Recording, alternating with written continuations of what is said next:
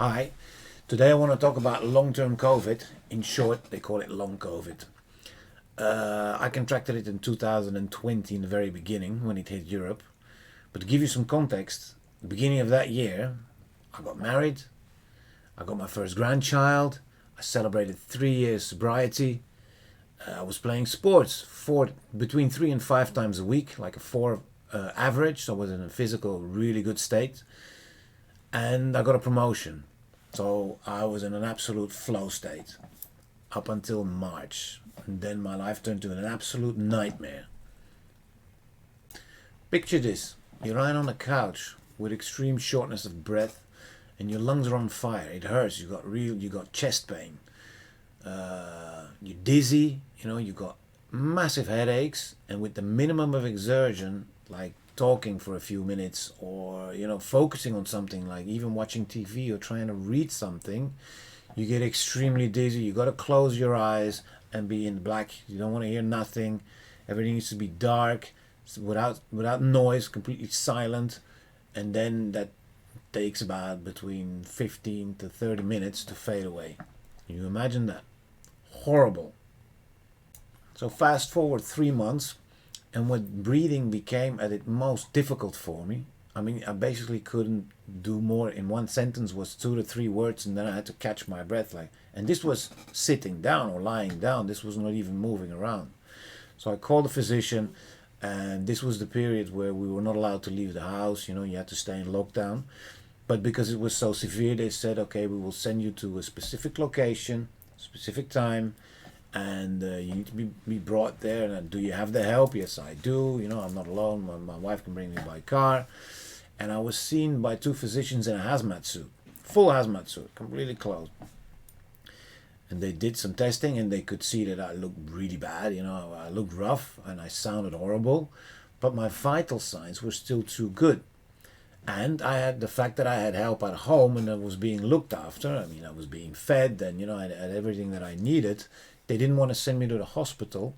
They said normally we would, but in this case, the fact is that the hospitals are completely full. They're out of capacity. They're overflooding. This is so we're sending you home, but if it gets worse, if you really can't breathe anymore, then you need to call an ambulance, and they will pick you up.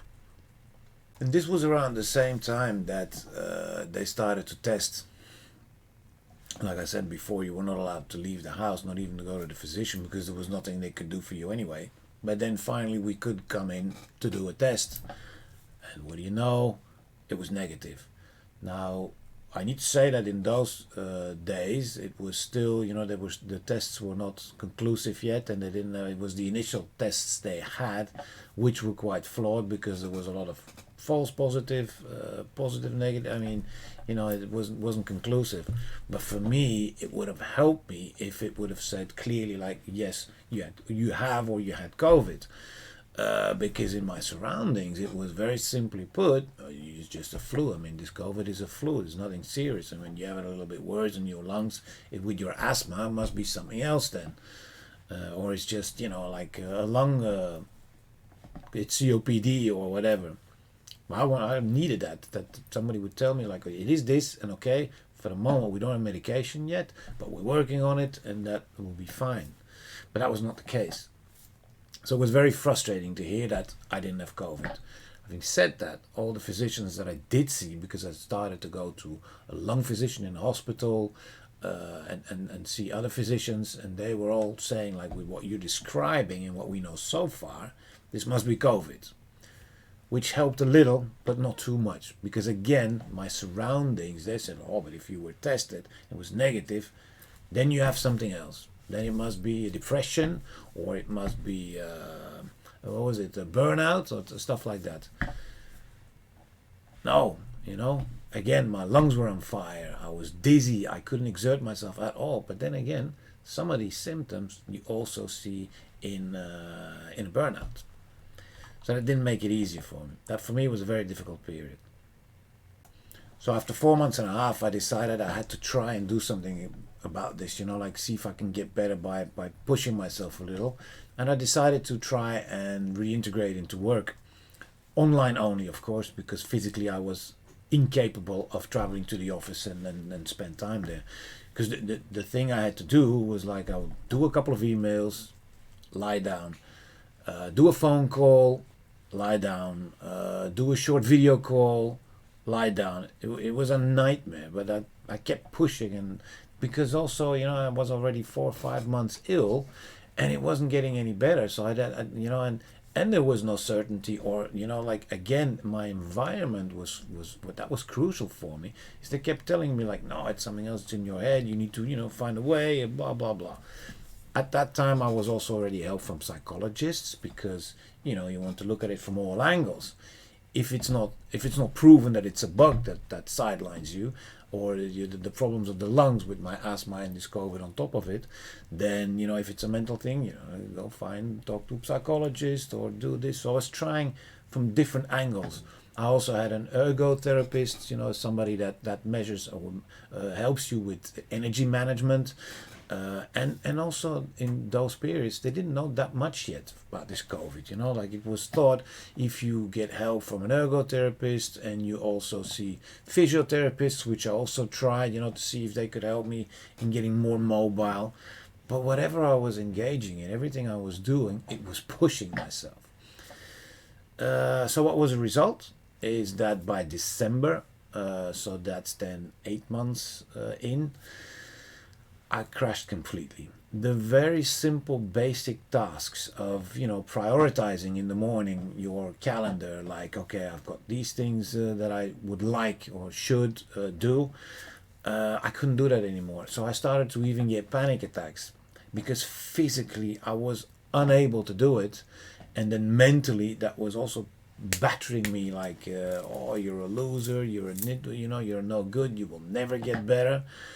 These kind of mental things going on as well, getting me in an absolute horrible state. So I crashed completely.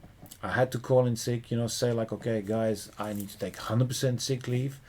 I actually thought of, I'll give my holidays for that, but no, luckily I had very good people in the office who said like, no, this is not, you're not well, so take the time to rest. So it's funny that other people need to tell me take the time to rest, rather than me telling it myself. How ridiculous is that? And on top of that, as an extra bonus, my body decided to give me a hernia, which then that literally put me on my back without being able to move. So that concluded that. That was the first 9-10 months. That's what happened then. Yeah. Blah. If I think back on it, horrible. So the next year or so, it was similar. I tried to reintegrate. I'd have good days and I had bad days, and the maximum I ever managed to get is like 3-4 hours a day, but not in one go. This was really like doing half an hour, rest half an hour, do an hour, rest an hour, and like that I would go through the day. I did finally then also manage to, instead of doing sports because that was too heavy, start walking the dogs, and you think about like between 5 minutes and 15 minutes on a good day, 10-15 minutes, and in between I would have to sit down, like for 5 minutes to 10 minutes, and on a bad day I didn't get further than 5 minutes, but at least it was something. So slowly the energy became a little bit better, and I was listening much better to my body. So I was giving in, like, hey, I'm getting to my 70% of capacity. I need to take a step back and rest again. So I did that for a long period. It went on like that. And then, there's an organization in Holland which was actually started in the beginning, no, not in the beginning of COVID, but I think a few months in, they formed this through a government body, and it is called C-Support. So if you want to look at it, but it is in Dutch, it's c-support.nu. And these people there, they try to help people with long COVID or with COVID. And they specifically were focusing on the people that were suffering from long-term symptoms. And last year, they conducted a large survey, and they had about 11,000 people that were registered with their services, because you could get phone calls and you could get support. They have lawyers in case you need them. They have physicians. They have all sorts of different people that can help you. But the thing is, they had 11,000 people that were registered with them, which meant that there were people that were suffering from longer than 3 or 5 months. I think that the minimum is 3 months, but I'm not sure. Don't pin me on that. But indeed, you need to have long-term symptoms, and then you can register yourself there. 11,000 they had at that time. This is in 2022. And they conducted a survey, and there's like 6,500 people that actually also did it. You know, they filled the whole questionnaires, etc. Now, the results that came out were quite baffling. First of all, which was very nice to hear and see, is that finally it is recognized as an illness. Long-term COVID, long COVID is a recognized illness now. It is proven that, you know, like that it exists, which already helps for us people that have been suffering from it for so long. You know, because a lot, let's keep it to myself. Like I said already a few times, in our environment, and still to date, there are people that don't believe in this. They don't believe that from long COVID you can have all these symptoms that many people are describing. Of course, if somebody has a cough or something physical, like the lungs, stuff like that, people do believe. But all the other side effects, that you stay sick so long that you can't work, that you might get depression or fear because it's been so long and you don't believe that it will get better, these are the things that people in your surrounding or people just out there say like, no. Okay. So that was one. It was recognized as an illness. Two, some of the results were yeah, I knew them already, but it's good to see it and that it is recognized. Like there was about 18 different symptoms that had been reported, but the top three, this I find interesting or more interesting, is the very first one is extreme fatigue, and I'm still suffering from that 2.5 years later. You know, if I exert myself, I get tired very easily. So the top one, the first one is extreme fatigue. The second one is challenges to focus. It's difficult to focus, especially for a longer period of time. And the third one is memory challenges. This is also something I recognize so badly. You know, very often it's very difficult for me to find words even. You know, I'm talking, and even if I talk in my own mother tongue, which is Dutch or Flemish from Belgium, I'm lost for words. Or if I need to remember this or that, and it is already a lot better in my case now. But there was a period, especially in the beginning, the first year and a half, it was horrible. You know, people that I know very well, what is the name again? Or, yeah, horrible. And then next to that, which was also, you know, now recognized and seen and proven that it is the case, is that many people, 1 in 4 from those 6,500 participants that did the tests, 1 in 4 is suffering from either anxiety or depression. Anxiety, you know, like a fear of not being able to ever get better, you know, not believing in yourself anymore, in your capabilities, in your, and depression. And I must admit, I was one of them, because the fact that I was thinking I will never get better, or I will never be able to get a normal job again, to perform at a respectable rate or you know, level, I should say. Sorry. You see, this is the example what I just said. Sometimes it's difficult for me to find words still now, but this is yeah, those are mind-boggling numbers, you know. So 6,500 that did it, 1 in 4 has that, so you can do the math. And this is the 11,000 people that registered in 2022. Maybe those numbers now are a lot more, and this is only in Holland. So people that took the time to reach out to this organization. How about all these people that didn't do that and then doing it? Yeah.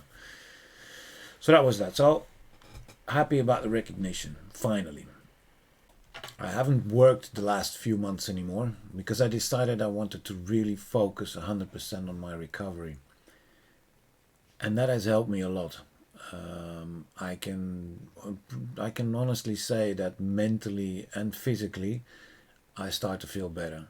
This is now 2 years and a half later, so it's the time frame is yeah, it's crazy. It's so long, but finally I can see improvement in my energy. I can see improvement also because physically I feel better. I start to feel better mentally, so that's really good. But what I want to leave you with is the message that it is so important to listen to our body. Again, let's talk from my perspective. I'm convinced now that even though this happened to me and this was a bug, or this was a bug that initiated all these symptoms and complaints, but I'm convinced that had I not pushed myself so long to try to get out of it and to to just ignore the signs and not listen to all the body language that my body talks to me, it screamed at me. I'm convinced the recovery could have been a lot shorter.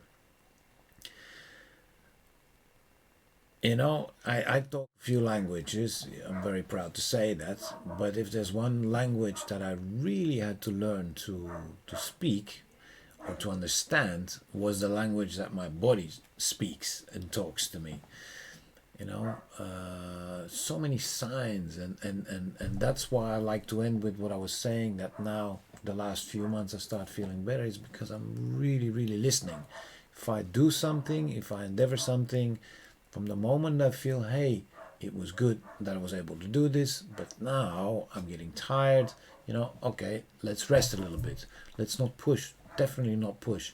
It is good to stimulate, but in a gentle way, like to not get lazy and to not do nothing, to sometimes introduce some stimuli by seeing, can I do 1% or half percent more, and that can be beneficial, and then see, pause and stand still and see, how am I reacting on that, how's my body reacting to that.